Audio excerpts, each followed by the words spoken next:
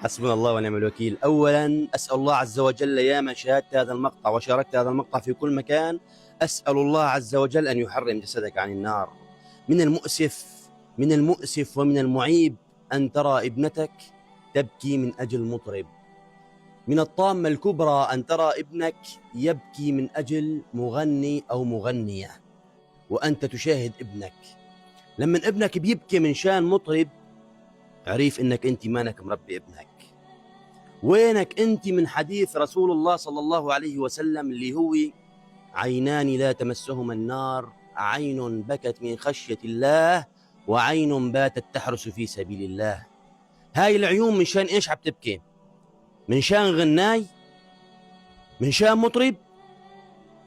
وينك أنت من هذا الحديث؟ هاي العين لازم تبكي بس من خشية الله عز وجل. أنت ابنك هذا أمانة برقبتك، تربية ابنك أمانة برقبتك ليوم الدين. عينه ما لازم تبكي إلا من خشية الله، ما هو من شان مطرب، ما هو من شان فنان، ما هو من شان مغني.